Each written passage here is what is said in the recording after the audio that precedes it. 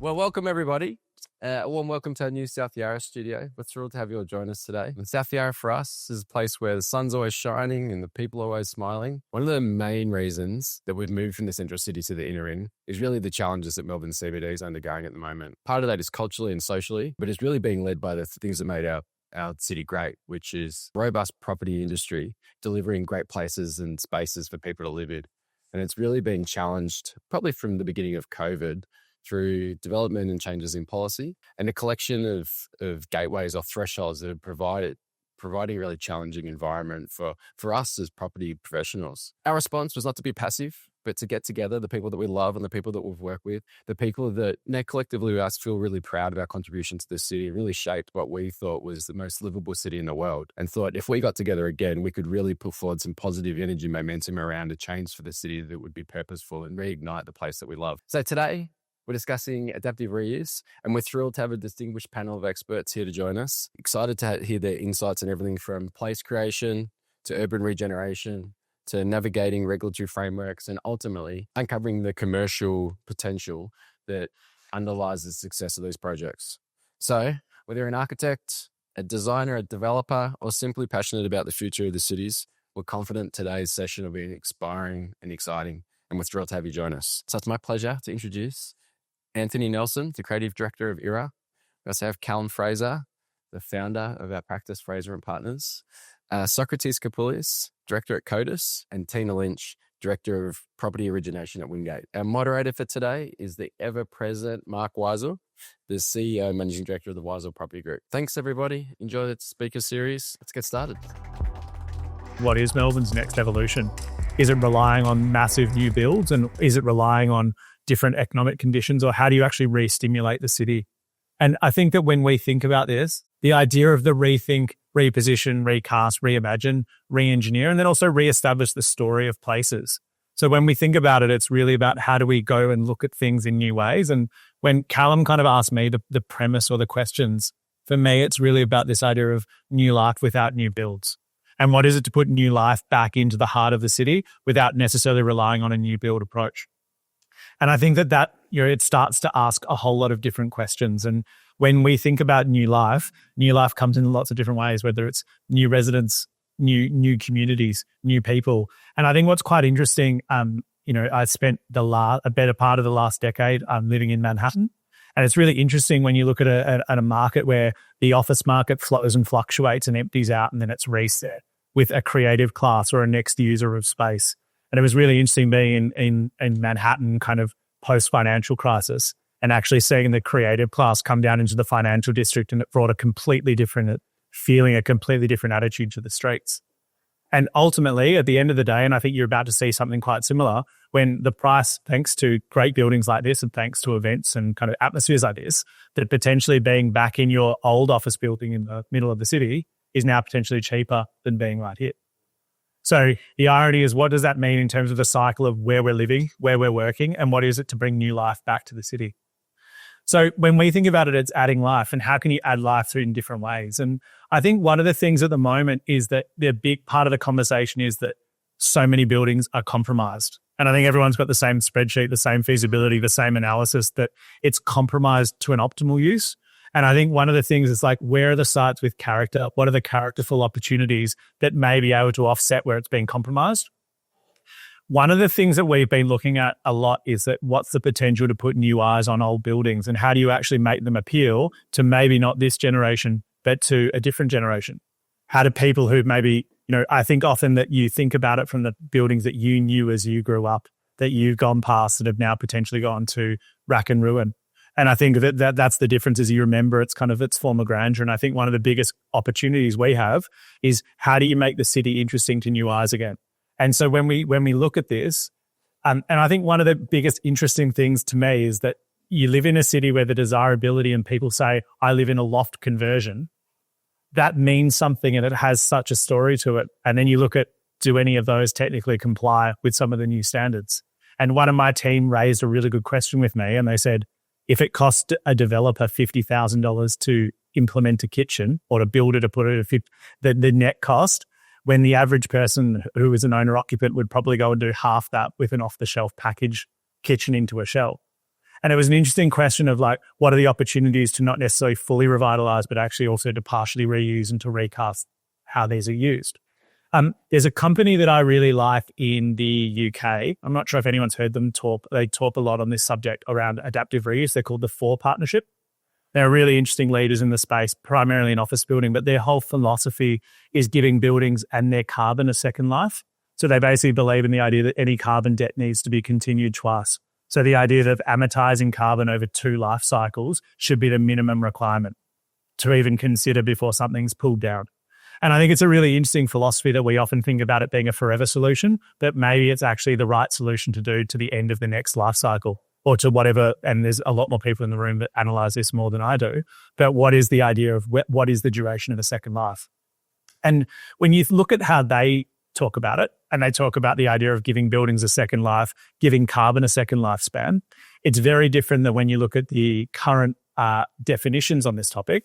So whether you look at ChatGPT, like adaptive reuse, and when you look at what people talk about, it's often kind of the obvious, or it's really gone also into potentially into some of the absolute primary needs, which I'm sure we'll talk about, where it's being used now as a primary need and a piece. And I think one of the challenges, that's absolutely the case for it.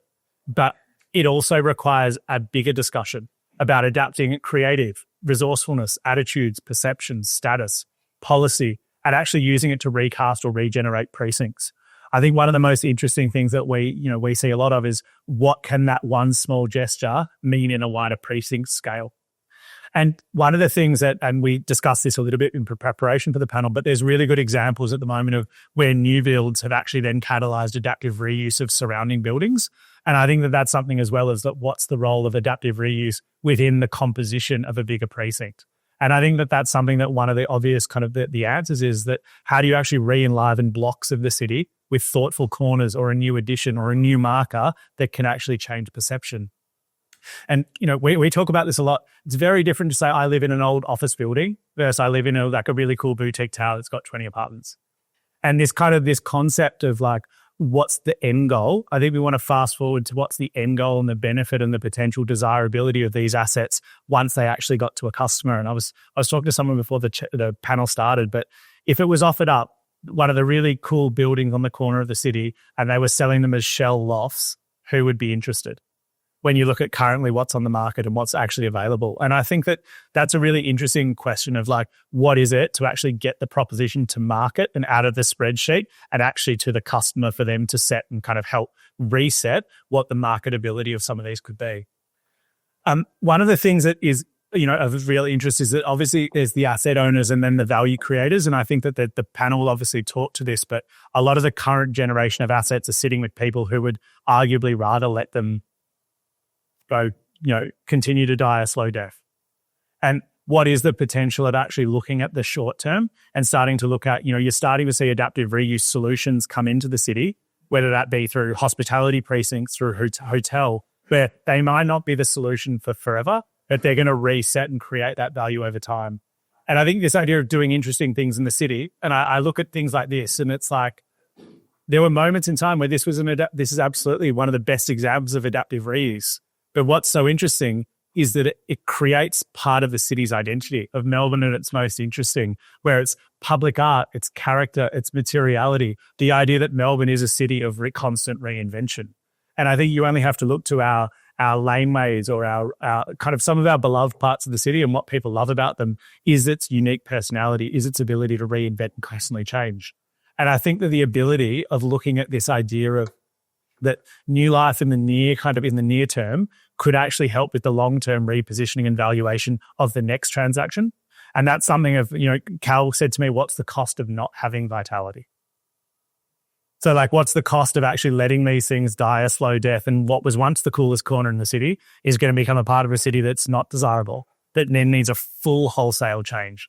So when we think about this idea of new life in the near term, that's really something of, we often think about it as the B buildings and the A locations. And I think the radical redrawing of what is an A location in Melbourne. And I think that's a really interesting one of once you look at the new metro, once you look at where people are actually living, when you look at just the vitality. And I always think that, all you have to do is go and stand on the corner of QV on a Saturday afternoon. And that's Melbourne at its busiest and most electric.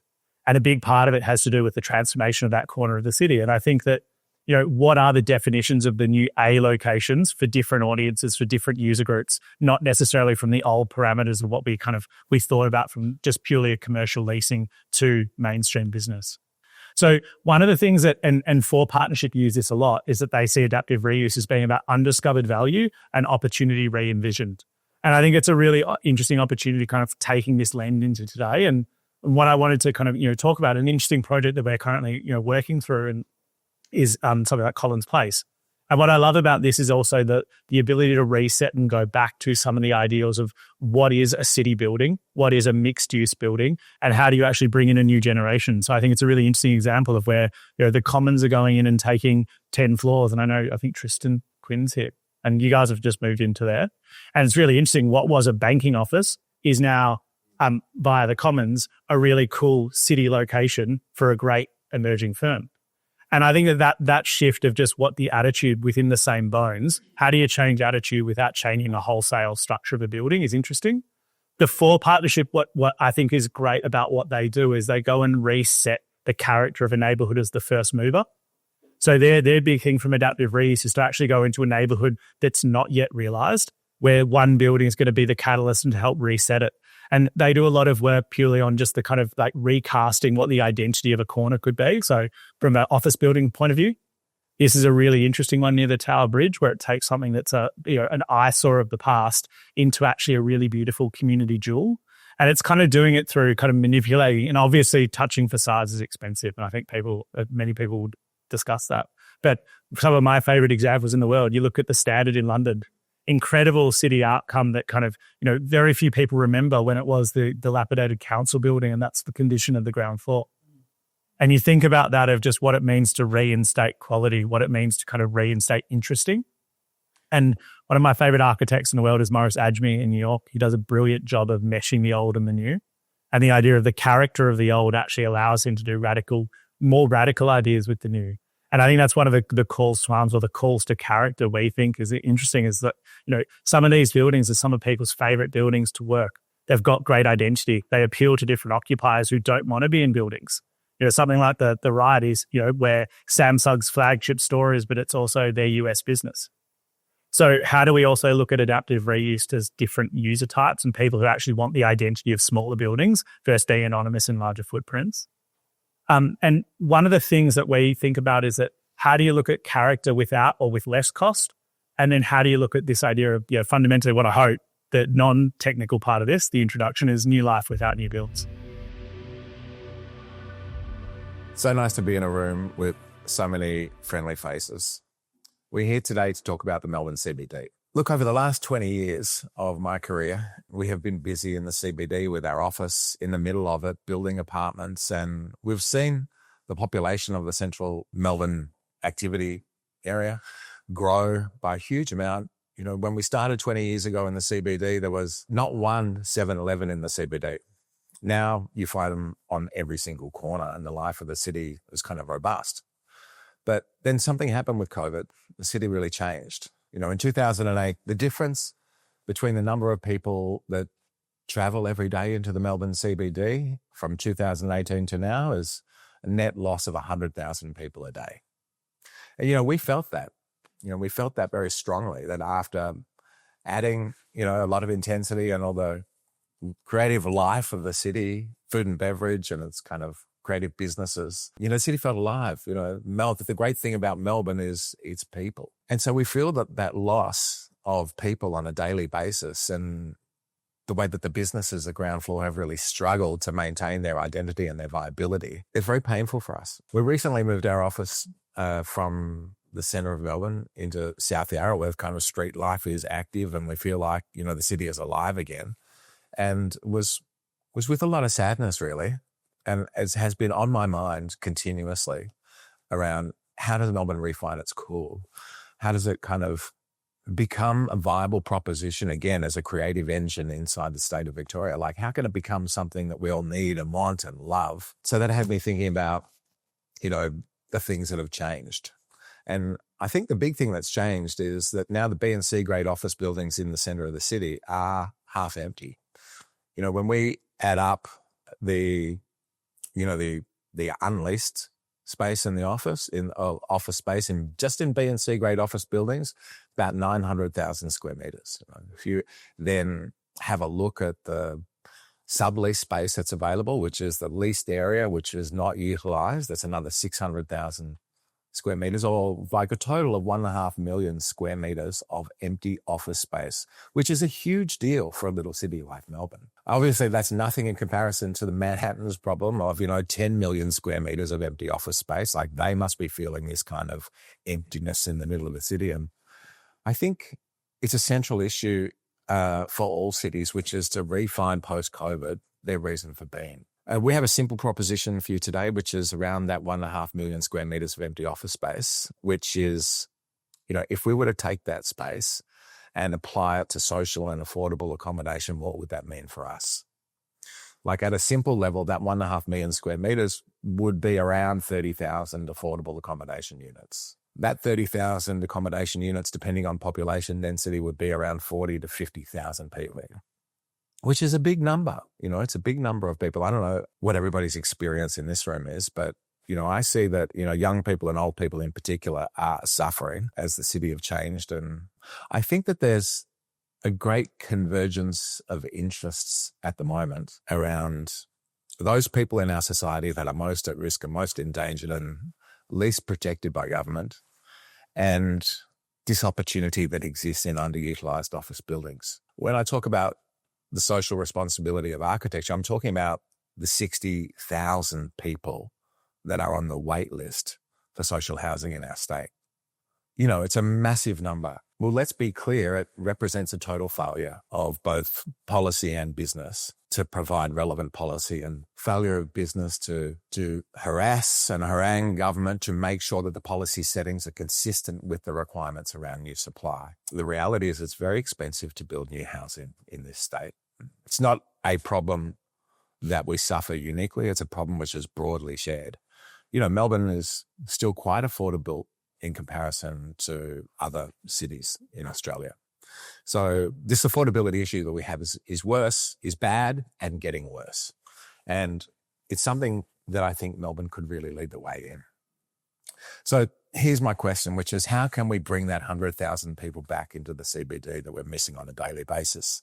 If we put 40 to 50,000 people back into the city in a permanent residential format, then that also precipitates a number of service businesses and suppliers that are required to fill the needs of and demands of that permanent residential population. That 100,000 people comes back into the city pretty quickly when you give them a reason. So the proposition I'd like to put you to today, this abrogation of responsibility in the provision of affordable housing supply for the community and the emptiness of the older building stock that we have in the city are actually the same problem, and with one solution we can meet both targets.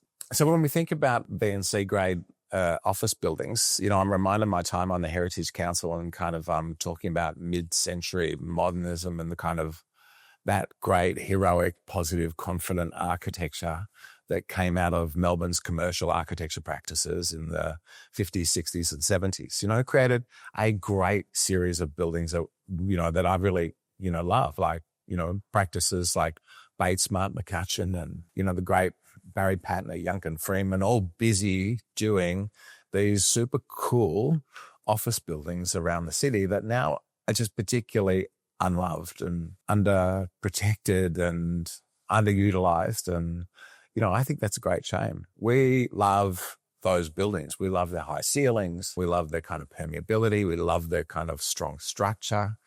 We love the kind of cool design principles. We love their efficiency and their difference, their uniqueness. I actually think that, older people such as myself find a lot to love in older buildings that maybe people misunderstand, or don't appreciate. The other thing that we love about these buildings is their location. They are centrally located in the city to all of the functions that support life, all of the great institutional assets that have made Melbourne such a kind of Victorian darling, in the family of post-colonial cities.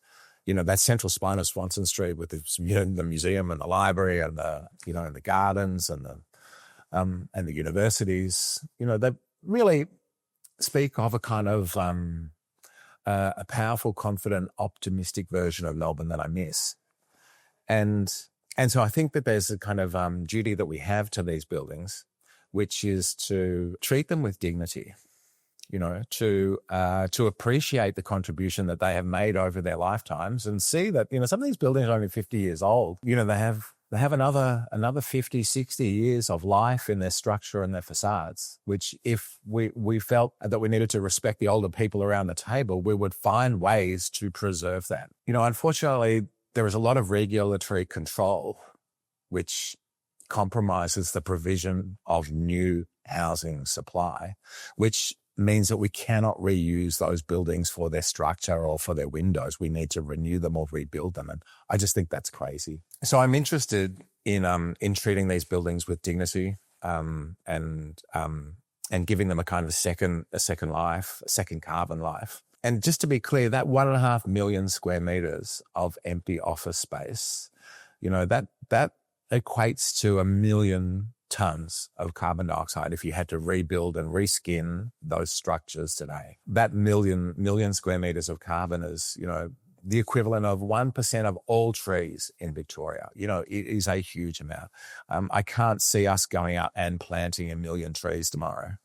But I could see us reoccupying those structures and those windows, which is the equivalent, if you like, of going out and planting 1 million trees. So from a carbon perspective, from a climate perspective, we really have no choice. We need to find a way to recycle and renew and reuse these great buildings that we have, and let these buildings kind of complete their 100-year life cycle. I want to talk about cost of new dwelling supply. Well, let's start with government tax, right? If you complain about the cost of housing, 50% of the cost of new housing supply is indirect taxation. I haven't heard the government propose zero taxation on affordable housing supply. But that is certainly an alternative and something they could pursue. But of the remaining 50% of the cost of new housing, if we break it down simply, like 25% of this structure, 25% facade, 25% services, and 25% fit out. So 50% of the supply of new housing is in the structure and in the facade, which are elements that when we adaptively reuse buildings, there's no reason why we cannot maintain them. The fit out and the services probably at the end of their design life, it's time for those things to be replaced anyway. What's stopping us from doing that? When in Victoria, when we change the use of a building from office to residential, that new residential supply needs to meet all of the updated and new code requirements of today. So it's very difficult for a building which is built in the 1960s, to comply with the earthquake code, for instance, for structural compliance, when it was designed before the earthquake code existed. That code is certainly based in, around the controls of new construction. But those buildings are doing just fine. They're not falling over. They've been there so far. Why can't we use the structure that's there and validate those buildings against for instance, an international code for structural compliance? I think we can. There is no reason that we need to go changing the foundations and the bracing systems inside these office buildings to convert them from office to residential. It makes no sense. Why can't a window, which very effectively keeps the wind and the rain out, be left in place? Because the neighbours and energy consumption settings in the current building codes will not allow it. And I just think that's crazy, because the cost in carbon terms or in energy terms of replacing those windows so dramatically outweighs the lifetime running costs for providing heating and cooling inside that building that the code works against its own principle. Urgently need an adaptive reuse set of guidelines to come out of this government or failing government's ability to produce relevant legislation from the City Council to provide meaningful relaxation of structural compliance and energy ratings for facades with regards to the provision of accommodation within existing office buildings. Let's just call them within adaptive reuse. There needs to be a different standard which is met, which acknowledges that an older building has different qualities.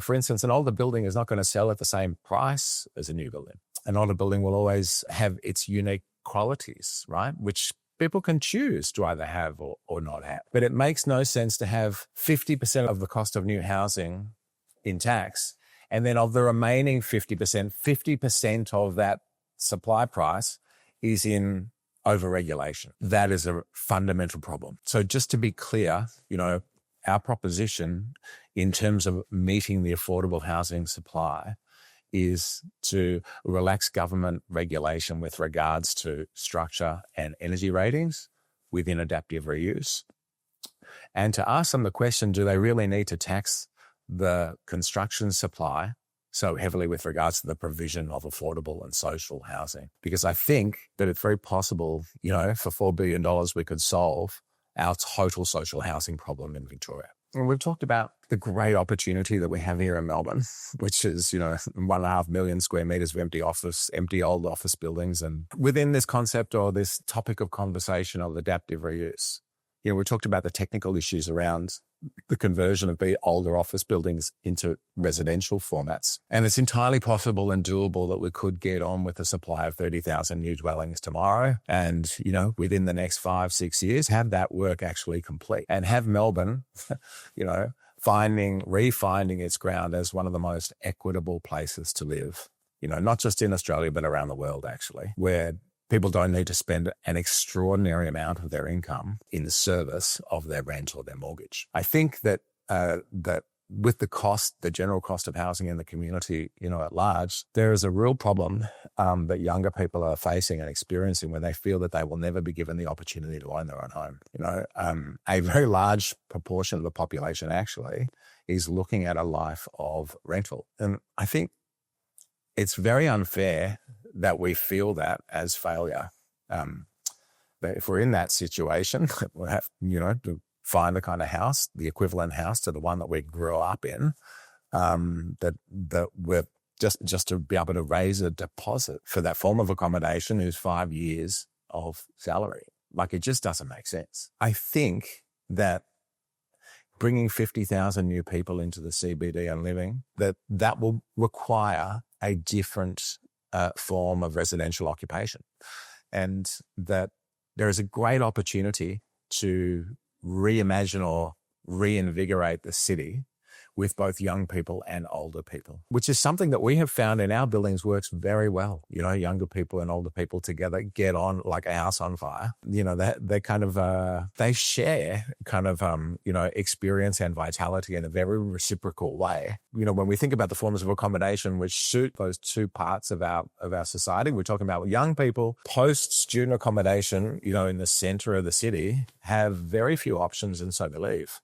But we've been working on a co-living concept, which is kind of based on similar community principles, which provides, sort of certainly greater affordability in today's market and meets the requirements of flexibility that people have in their jobs today. The ability to move around, the ability to take longer leases when you want them, and the ability to take shorter leases when you want them also. So we see co-living and young people as being a kind of glove that fits very well. And we'd love, if you like, to find a kind of similar form of accommodation for the over 50s market, which at the moment we're working on for our independent living unit. And it's very exciting space, actually, kind of rentalised space for oldies. And when I say oldies, I'm 54, 55 this year. So I'm very much in the over 50s market. And I would love for the city, the Melbourne CBD, to be the most attractive place that I would want to live in. Like, it certainly already has all the things that I love to do. It just doesn't have the kind of diversity of residential opportunities that I would love or need to kind of get excited about living. But what are the things that I would love? The high ceilings, the bigger floor plates, the great commercial windows. They're exactly the things that I'm looking for in my in my personal dwelling. So I think there's a great convergence in co-living and independent living and the specific opportunities provided by the CBD. And I don't mean that everybody has to go back to university to live in the CBD. I think the CBD needs to refine its cool and deliver the goods and services appropriate for a more diverse community than it is at the moment, to incentivize people to kind of come back into it. And I think that starts with some favorable policy settings. And then Melbourne's wonderfully powerful property development community, opportunistic and intelligent, two things that I don't regard as criticisms, have the ability to really meet the demands and the requirements of the community that they service very directly. Policy settings, commercial activation, more opportunities, more diverse housing stock in the CBD, like much more and at a much greater rate. If we can do those things, I'm very confident that Melbourne, won't be what it was 2018. Let's not try to reimagine it the way that it was. It has the opportunity to become a much more inclusive place to live that meets, as a domicile residential suburb, more of the kind of standing controls that you would find, for instance, in the leafy suburbs. And like we've remarked upon today, this kind of platform of new life without new buildings, well, it's certainly very doable and achievable within our lifetimes. Thanks, Callum. That was very insightful and inspirational, in fact, because I'm here today obviously presenting to everyone around the challenges this city faces, and that is what to do with this older stock that's empty, and repurposing seems like a good idea. And yet everybody seems to use a whole bunch of reasons as excuses not to go there. And I think regulatory compliance is one of those. What I'm here to sort of suggest is that it shouldn't be a job stopper. I think, yes, regulation challenges are real. Unfortunately, the way the regulations are written, it requires projects, older buildings, to face the prospect of having to try and convert to comply with current day regulations. And therein is the challenge, if you like. But I'm here today to say it shouldn't be a roadblock. Yes, there's ambiguity around the building regulations, but there's hope.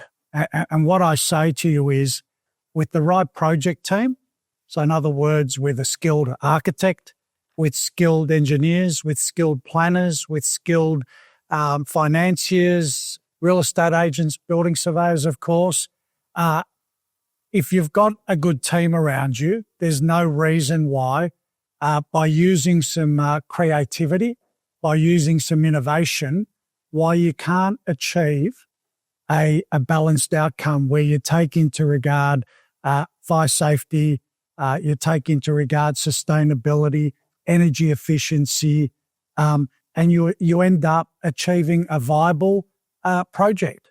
And so I often get phone calls and it's like, what are we going to do? How are we going to overcome these obstacles? And I just think everyone needs to think creatively. So, look, there are opportunities to, and I'll talk a little bit about the technical details, but the legislation, yes, it's ambiguous, but it clearly says that the authority having jurisdiction, that's us, the building surveyor, has discretion to accept reasonable dispensations. The problem is government hasn't gone out there and actually stated on big ticket issues, which I'll talk about in a moment, what's reasonable and what's not. So as a building surveyor, you need really broad shoulders because you feel like you're paddling alone out in the ocean without guidance.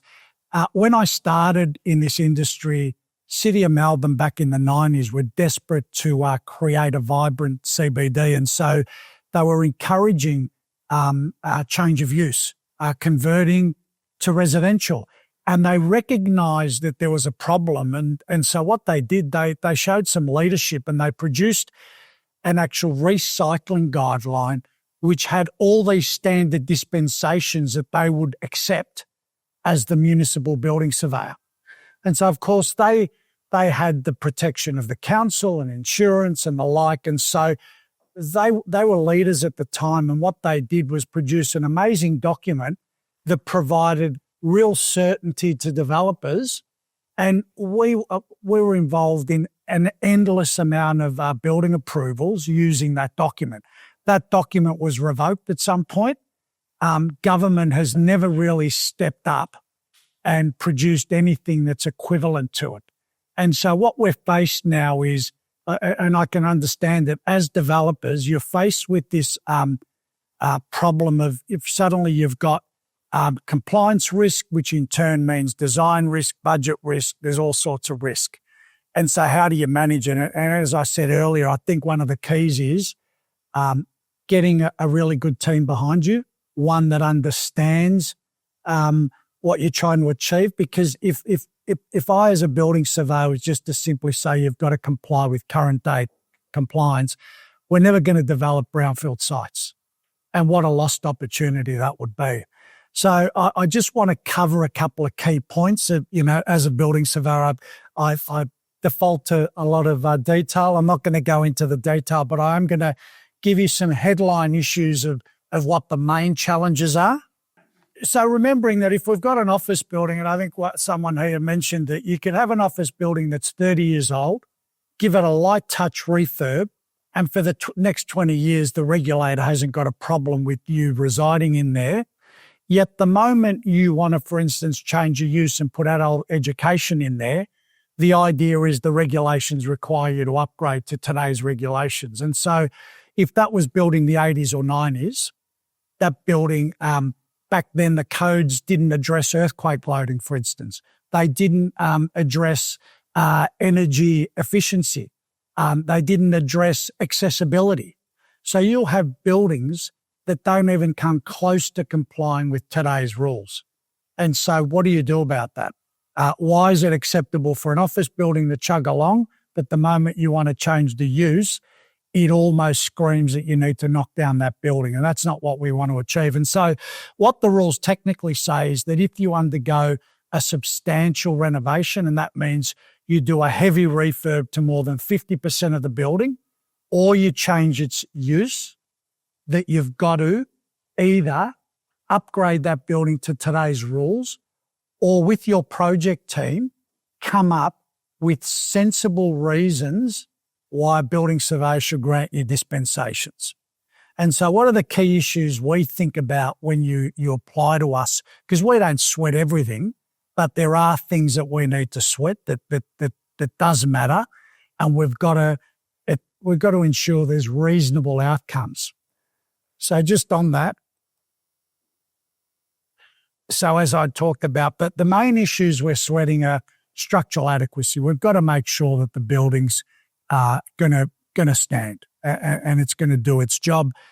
We do sweat health, safety, amenity, and risk of fire spread. So they're all the things that are key considerations, and they're all the things typically we're going to be asked to issue dispensations on. The biggest one for us first up is structural integrity. So if we're repurposing a building, the expectation is that we're going to need to make sure that it's fit for purpose for its new use. Now, the regulations default to saying you've got to comply with the current earthquake code. That's its starting position. And so on some buildings, that could be a real showstopper, because if it was built in the 80s and depending on the structural system, it's not even going to come close to complying with current day code. And so what do you do about that as a project team, as a developer? And that's where you need to have a sensible approach.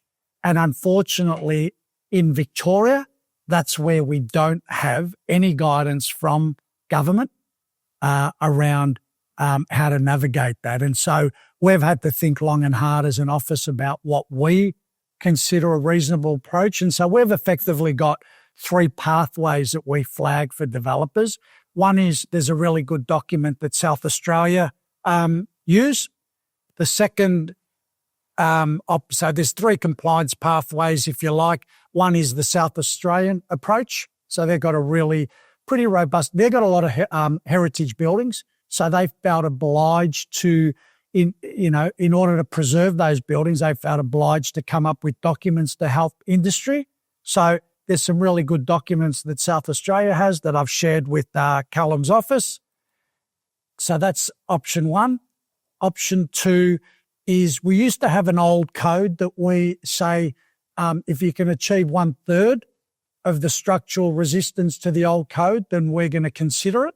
The third option is there's a really good document that has been used by a few of the engineers for projects we've been working on in Melbourne that are based on the New Zealand experience. And they effectively unpack, and what it does is the analysis basically tries to demonstrate that it's acceptable to have localized collapse, but not catastrophic collapse, not the whole deck of cards. And so often they'll model some buildings and they're quite robust, and they might get one floor, localized collapse, and then they present that to us and say, well, is that acceptable given we're not going to have the whole house of cards fall over?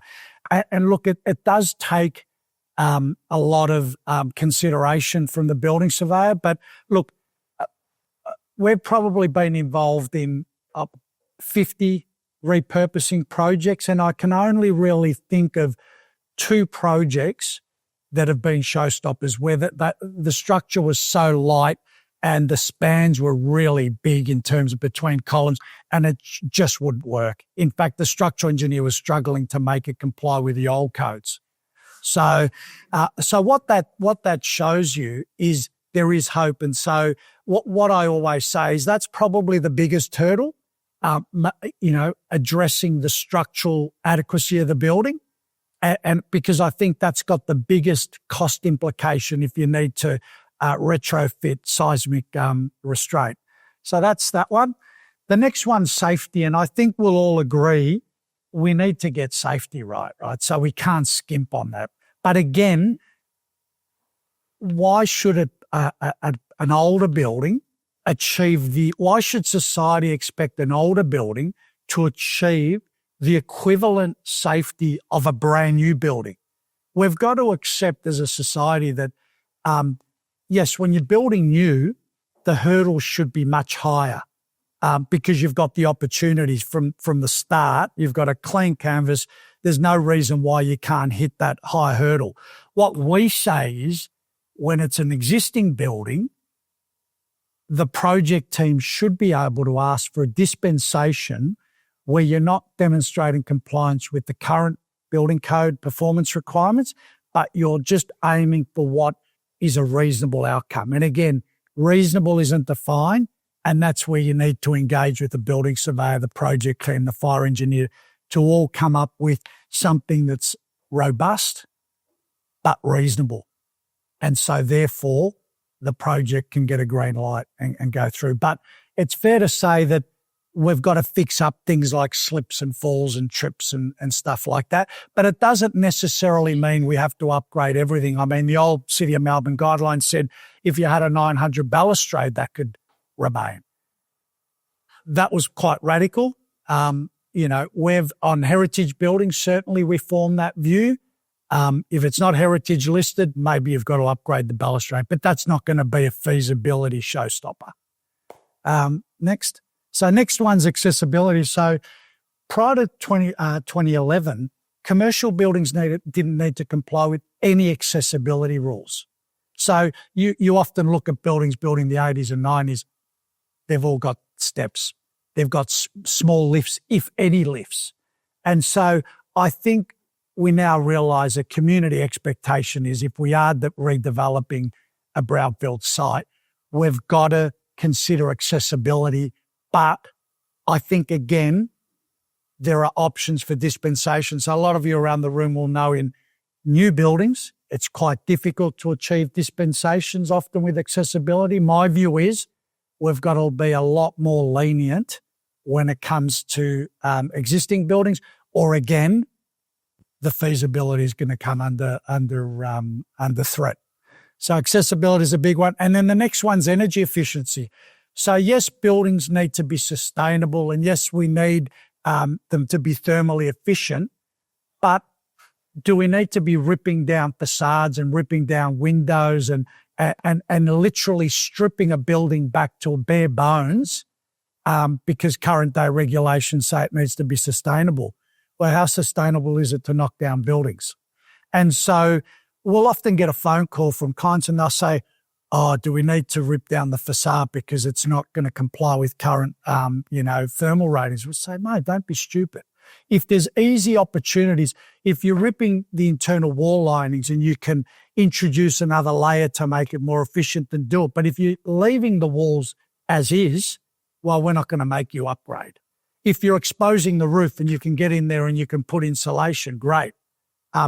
Do things, what we say is start off by the project team setting regulations to one side and thinking about good design principles, and then come to us once you've had a real hard think about where you want to end up.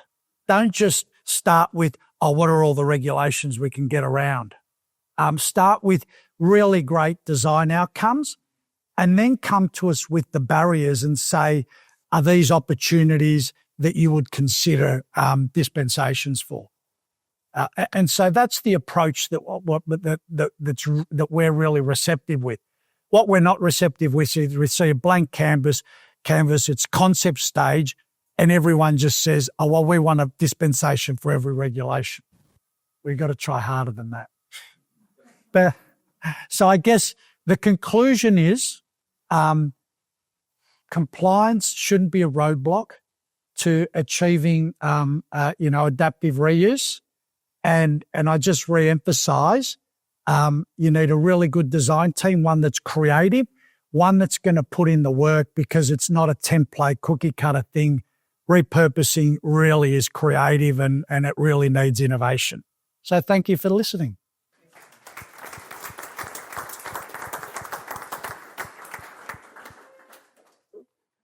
Let me just take a step back. So I'll introduce myself, Teena from Wingate. Wingate, I'm sure many of you would be familiar with who Wingate is. We can go to the next slide. The Wingate's been around for 20 years now. They've established themselves as a leading private financier in the property market. They're very, very strong at property finance. They've basically built up a history of financing rehill, medium, high-density developments, mixed use, and a very strong process for the project finance. In recent times, we've been able to secure some really strong capital behind us with Capital Land, who will come and acquire our business. And what that is going to do is really underpin the opportunity for us to be able to do a whole lot more business. Not to just do construction finance, but to be able to structure finance in really, flexible ways with capital that's priced more reflective of where the various risks sit across the different funding opportunities. So there's development finance that's a lot in here for being able to get these projects repositioned. And that's something that we can really look at in a way that then we can make sure is being modeled up to support an end use as well. Because a lot of these opportunities, there may not be takeout positions with pre-sales, etc., or sell down and stock. A lot of it might end up being and probably go into that. A lot of it might end up being held by one owner or an investment fund. So we're coming up with some really creative solutions for being able to provide that to developers or investors in the market. There's been a lot of talk already about where the opportunities are in repositioning CBD assets. I've been very, very fortunate to be part of a working task force that's just really sort of come together early this year. We initiated some conversations late last year with CF Melbourne to because of the new space that we're seeing if this investment debt with our Capital Land. We wanted to understand where the opportunities were in Melbourne for us to be able to really, focus some of that capital and stimulate some of the challenges that are there in the market at the moment by being able to provide the capital solutions for the repositioning of some of these assets. We're very aware of the challenges that are there with some of these assets. There is a lot of talk around the conversion of office to residential. there's been a lot of discussion about that just this afternoon. Presentations have been made. There's a lot of previous buildings that have been converted to office, have been converted to resi and other mixed uses as well. And I'm sure many you'll be familiar with these redevelopment opportunities. So, we understand as financiers, repositioning isn't something that's new to the sector, and it's been financed before. So I think from a capital solution, it's simply a matter of just understanding how we can best make the feasibilities that help and how we can structure the company behind that, be able to bring some of these projects forward. We have seen with office a massive decline both in occupancy, valuations, house rates have gone right out. And in Melbourne, we're pretty unique compared to the rest of Australia because we're the ones that really had the hardest hit in the office market. And we've seen it being very, very slow to recover, whereas across the other eastern states, they really don't come the same challenges that we have in terms of office and the vacancy levels that we've got at the moment. Melbourne has always been a really great city, a really strong city up until COVID. And then we saw it shut down for almost 2 years. And that's been the huge impact on us seeing a city that was once thriving, really lively, one of the greatest cities in the world to live, declined significantly to a place that's, for a very long time was almost like a ghost town. Now there is life coming back into it. And slowly we are getting people back into the city.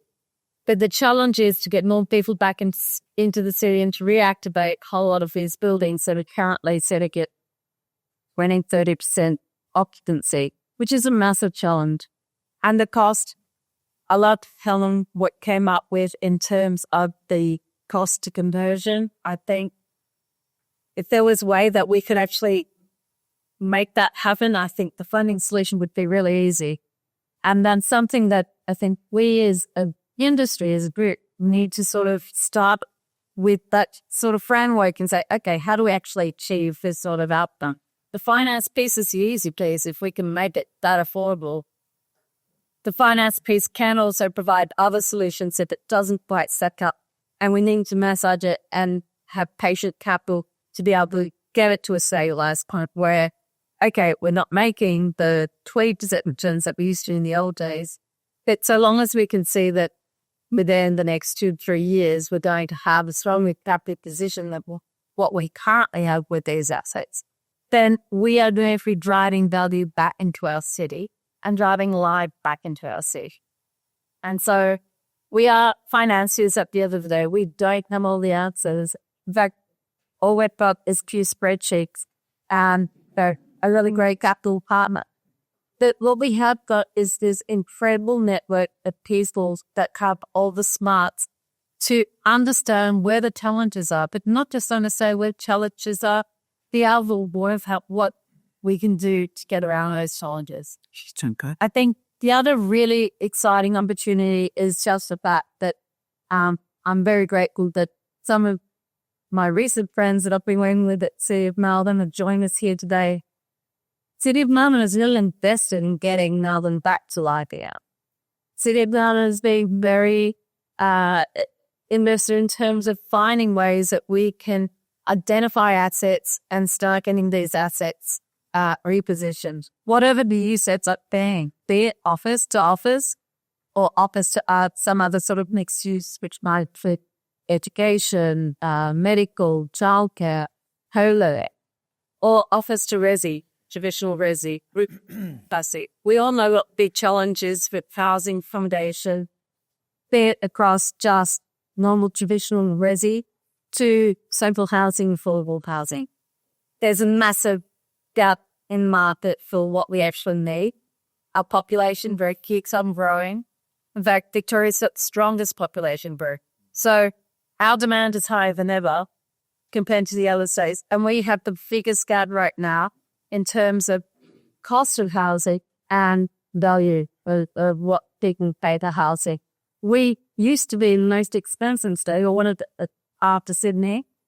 And we're now sitting at nearly the cheapest state in Australia, which is really crazy, you know. So I think one of the positives out of that is the fact that here we are, Victoria, a very strong state, Melbourne, a great city with lots of amazing infrastructure in it. We're at the bottom of the stripe, like at least the most of the assets. Like maybe just a tiny little bit more close on. But, you know, really, optimally, we're seeing the drop. We're seeing the values fall. We're seeing the challenges with where values are for what people pay for residential. We're seeing the drop in office values in office rents. We know that if we invest back into Melbourne, we will see those values start to lift. We know if we can find those solutions between conversion of some of these buildings that are, you know, have been sitting there really undercapitalized, underused the last maybe some of them 3 or 4 years, then we are going to start to reinvigorate the city, and we are going to bring life back into the city, and we're going to bring value back. These projects, they don't happen overnight and you guys all know that. These things will take probably 2 years to turn around. And what's our market going to be looking like in 2 years' time? And not the same as what it is today. Pretty sure it won't be. And I think most of us have been through 1 or 2 sites already where we're sitting in downtown. And, you know, whilst we're sitting in these downtowns and it's bloody club, and everyone's last year out was all very, very negative, and people were wondering what the heck we were going to do and how could we do anything, because nothing stacked up. Well, we've jumped forward to 25 and fix, you know, nothing's easy still. But there's definitely green shoots. There's definitely more positivity out there in the market. And there's definitely people coming together across the sector. And I think this is probably one of the first times I've actually seen this happen, where we're getting different groups across the industry coming together, like the groups that I'm working with at the moment, to find the solutions. Because one person can't come up with all the solutions. It's a team of people where there's all this expertise that we can leverage to work through the challenges and be able to, you know, workshop it and find the solutions to be able to bring these projects forward. So I'm going to leave it there. I think the really, really interesting discussion that we're going to have now is Wiz getting into, you know, digging into the things that have been presented so far and really pulling it apart and throwing it back at us. But I'm really grateful for everyone being here today, and really grateful for the opportunity to be a part of this discussion.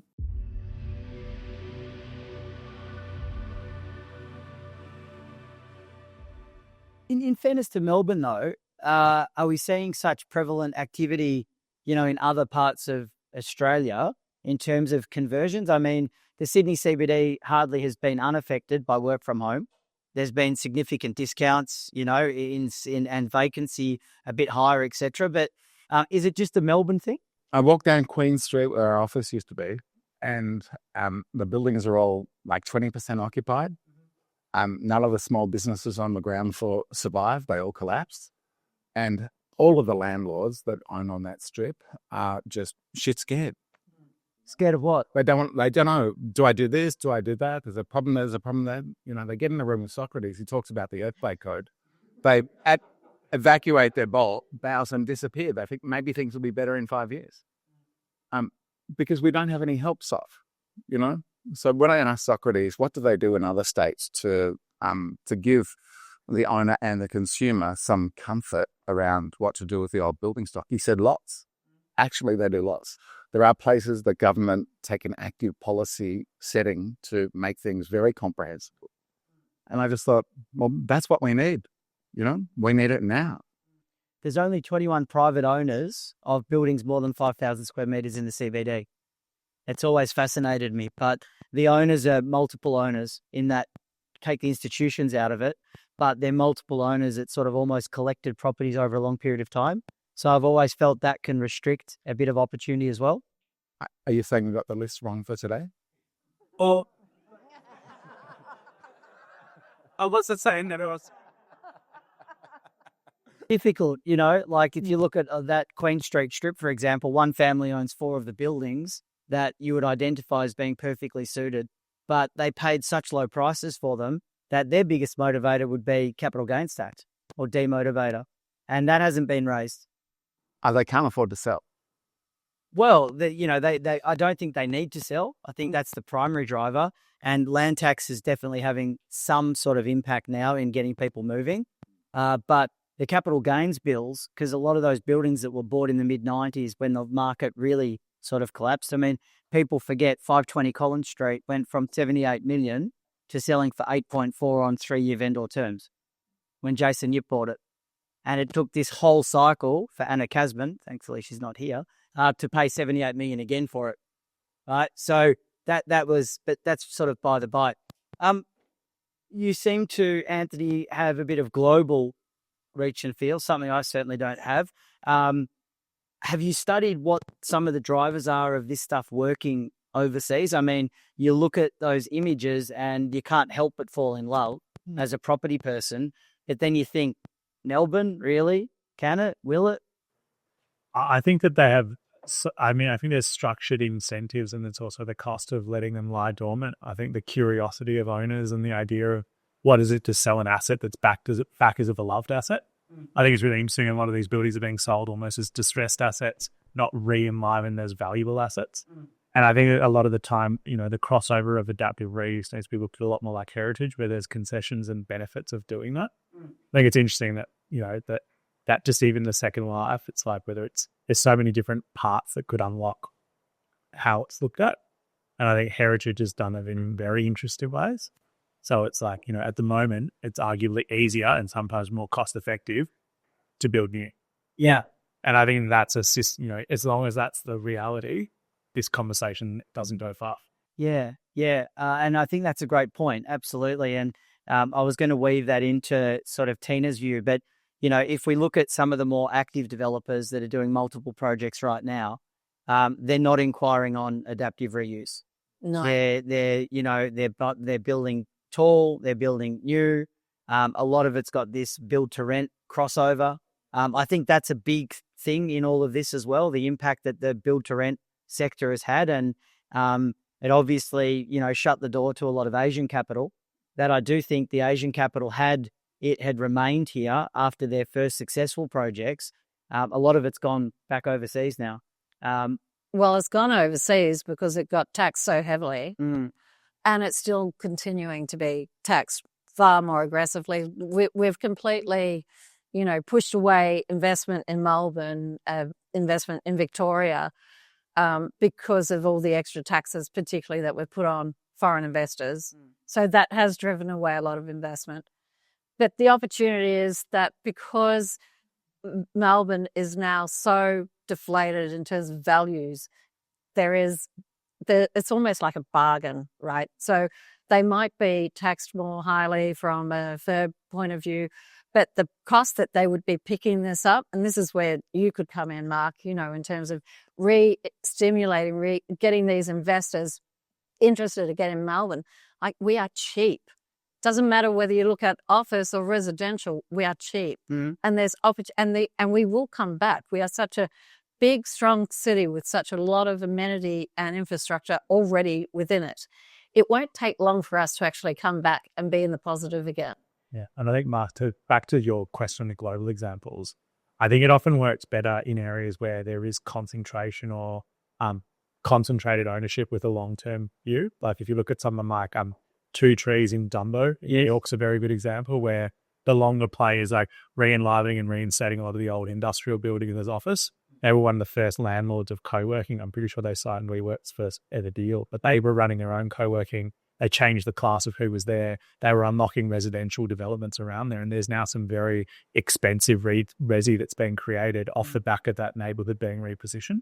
And they're long-term owners. And I think that idea of longer-term owners who are then, they're highly engaged in setting business improvement districts and strategic kind of owner alliances to uplift the ability of a neighbourhood to respond or evolve. Yeah. I think that's one of the interesting things of, what is the equivalent on Queen Street? what is that collective kind of repositioning versus necessarily being just kind of. Mark's asking, what are they doing in Manhattan, where there are 31 empty Empire State buildings? Like, this is a vast. Well, there's a few interesting things of temporary resets. Like, there's the really interesting one at the moment, and there's a company called 99 Cent, who I think is the owner, but They're related to 50 Cent, the rapper. There's not much information about it, but it's been in it's called Water Street Associates. They basically took an old office building on Water Street, Lower Manhattan. The whole thing's effectively empty, and they've just given it to creative class event spaces, temporary use, and they're running a whole office building like an eventing venue.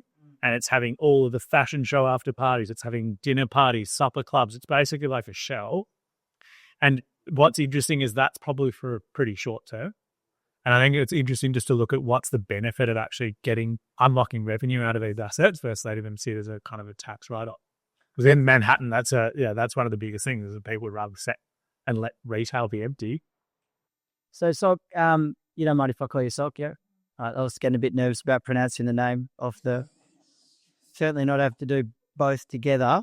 So are people actually coming to you and talking to you about what they want to do with existing buildings? Are you having these meetings with people? Absolutely. Yeah, no, we are.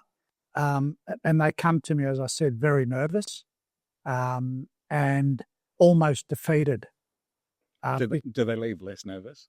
They do, because we try and help them navigate through what they think are just insurmountable hurdles. And when you break it down, I think the problem too is there's a lot, without being disparaging to the design fraternity, there's a lot of new engineers that haven't gone through the last wave of adaptive reuse. And so their default is to simply produce design briefs to current regulations, and suddenly the QS gets their hands on that, and the whole feasibility is thrown out the door, and that's what we're seeing. And the conversations I'm having with design teams is forget current regulations, think about what's a sensible outcome and what's a sensible spend on this building to ensure that it's fit for purpose, and then compare it against current regulations. And then let's have a discussion about ending somewhere in between. But they don't. They default to providing a brief to the developer that's current day requirements. It's a long list of upgrades, and the developer just walks away. Yeah, understand. I mean, for what it's worth, I think you're a little bit, which is great. All of you have got foresight into this topic. It's still a little bit premature, I think, from a market cycle point of view. And I don't think that we should all be hanging shit on these building owners in the city that, suddenly have buildings that are 50% vacant or 60% vacant and they're doing nothing. These assets often have stayed in families for 20, 30 years, and they've been hit over the head with a baseball bat. Like, I often think of my late mentor, Nathan Werdiger, who was so Juilliard Group, they own 459 Collins and 440 Collins, and he was so big on office.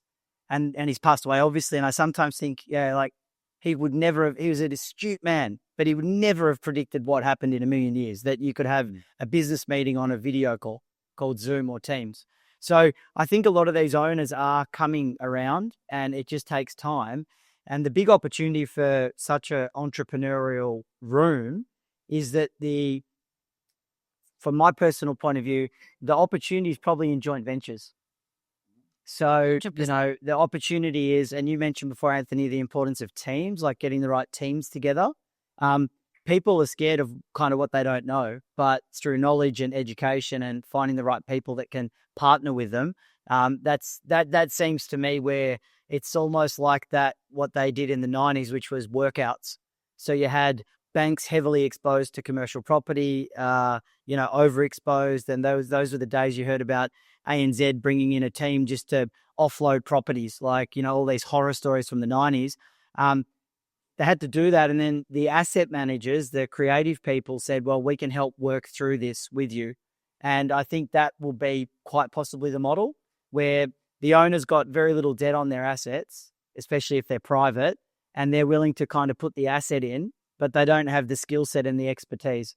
And I think that'll be a big opportunity. I'm not sure what you think, Teena. that's exactly what this task force is that we've set up to do, to identify a couple of assets where we can, as a group of intellects across the sector, assess it and put together basically a FISO that makes sense to be able to approach owners and say, okay, here's something that stacks up. We can tick it off from a code, a planning point of view. We can tick it off from a build cost point of view, and we can finance it. Do you want to be a part of that and be a JV in it and go on the journey to see the upside of it? Or do you want to sell out of it and we'll bring in a partner that will deliver this new repositioning? And that's what we're looking to try, because we know that for a lot of these owners, they're not developers and they haven't got the time. They're probably doing other businesses that are keeping them flat out. They haven't got the time to put it into these buildings. The amazing thing that I've noticed is they don't have the time and they don't have the interest. Yeah. And I've never seen it in my career before. But the impact of COVID on the psyche of a lot of already wealthy people, not to mention the next generation. Yeah.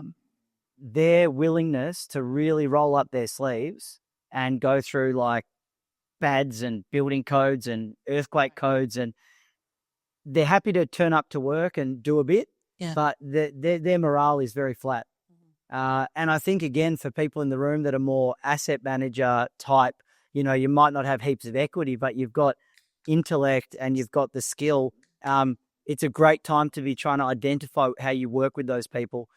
We've kind of done it in a different way, like buying distressed vacant property, small stuff. But they're very happy just to kind of be kept updated. And I think if you approach some of those owners, the assets won't come to market. I think that's the other big thing. So don't expect a JLL or a Cushman's or a CBRE type campaign. The opportunity will be led by people in here snuffing out the deals, going and speaking to the owners, building rapport over time. But I'm probably not telling you as you don't know. I just wanted to clarify, you said that there's a group of very intellectual people on a city panel. So obviously Reid would be representing Ellenberg Fraser instead of Callum. We know that he's just the mouthpiece. That's not very generous. Question for anyone in the audience or for the panel. Let's hypothetically say we had a corner building. Let's just assume that the floor plans were shallow enough or deep enough, or all this language everyone uses when it comes to conversions. So let's just say you could convert this building into residential, all right? And it was for 150 apartments. So would people in the audience, or would yourselves, your clients, do you have the confidence that if that went on the market next week for pre-sales, grand launch, that there actually is a market to buy those apartments at 14,000 a metre, 13,000 a metre to make it stack up? 18. No, this is on the, would it need to be that on the refurbished basis? So even on a refurb basis? Okay, step forward a bit. I can't hear you, mate. Reveal yourself. Higher ceilings, urban location, just okay today. There's a premium, and you can, as you've seen, higher kind of lot winning. Sorry, so just to clarify, is there a premium that people are willing to pay, or do you have to achieve that premium to make profit? I think there is a premium that people will pay in the CBD for a conversion with a higher ceiling. I mean, you can't get a ceiling above 2.7 in a new apartment, and you can get a 3-metre ceiling in an office conversion. Easily. Okay. Any contrary view? Well, no, and I like to think of, it's always really interesting, right? And I like to go back, but I forget it was with documentary or something. It was like Ian Traeger documentary. And you listen to some of those iconic hotels. Bloody well read, I tell you what. Yeah, to fucking you. But it's different. If Ian Traeger does a hotel in an old hospital and transforms the way people think about the city, that's a very different outcome than doing, here's the office building that became commodity crappy apartments. So it's also the quality, I think, to Jeremy's point. Tell you what, I was a good salesman, and I reckon I would struggle to sell for the feng shui hospitals converted to residential. I don't reckon I could even pull that off. But it's interesting, the transformative, but a fluoro yellow elevator that transported people off the street, that became the front cover of every travel magazine in the world for, 5 years. So it's like, I think that's the challenge in the room of like, what is the creative solution that goes and resets the tone of Melbourne as a creative city, as opposed to looking at it as just as commodity convergence? Because I think then you'll struggle. The desirability of with no disrespect, please, I'm a real novice when it comes to this. I'm just doing Callum a quick favour to host this thing. So I'm way out of my depths, right? But I just want to ask, Callum, you opened with 60,000 people on a waiting list for affordable housing, and we're talking about yellow doors for creativity and Melbourne creative scene. And there seems to be, do you know what I'm saying, Callum? Like there seems to be a bit of a disconnect there. What do we need to achieve? What I'm saying is, I think there is a market that is there that we could use and apply directly without any kind of, difficulty. If we could achieve the regulatory reform required to deliver an apartment for a cheaper price, right? Maybe people would pay more for these things in the future, right? But the government is busy underwriting the cost of residential supply into the future and putting all sorts of controls on new developments to supply that as part of current projects in a way that breaks all our balls and makes everything really difficult. Right? Yeah. Is it fair to say with the product you showed, you're thinking more about selling the whole building in one line? I think it can be done both ways. Yeah. I think for the people that own the buildings that can't afford to sell them, like Mark says, they're going to make the same amount of money from them refurbishing them as residential as they are as office. So I'm like, why don't they? What's wrong with living in a building that people are working in? Is it really a problem? If I could refurbish 5 floors of an office building at a time, why do I have to change the whole thing at once? So are you asking from an owner's point of view? Why can't I share the lifts as a resident with the people using the lifts as an office occupier? Existing office occupiers in the building? Mm-hmm. You probably can, but I wouldn't like your retention strategy if you wanted to keep part of an office again to release it versus all the competition. But you're saying floor by floor, so eventually have it all residential. I'm saying it's a big thing to do all at once, but if you could do it floor by floor, why wouldn't you? Yeah, and hold the residential all in one line. Hold the whole thing. Just like a literal conversion over. Well, you're giving the money away in incentives for commercial leases on things that are probably only going to diminish in value over time anyway. I'd say the main reason for the private owners is because they just don't understand how, which again is the opportunity which you're flagging. I got monster tips as well. Gives energy boosting issues. I knew I'd get you, Les. Thank you for asking me that question, Mr. Smith. Again, innovation, why couldn't you retrofit above a floor? So the question is a cost. And again, so we could certainly achieve acoustics within a shell rather than needing to decant someone below that's using it as offices. But the question is it financially viable? Well, but are we putting enough thinking behind it to come up with something?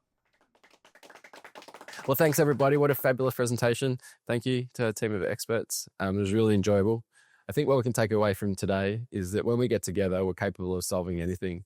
And the passion and motivation and energy around trying to provide a solution in the face of what are some quite large challenges was, for me, invigorating and exciting, and I come away from this process really positive. So thank you for everybody that contributed. Thank you all for joining, and we'll take any questions we can at the bar.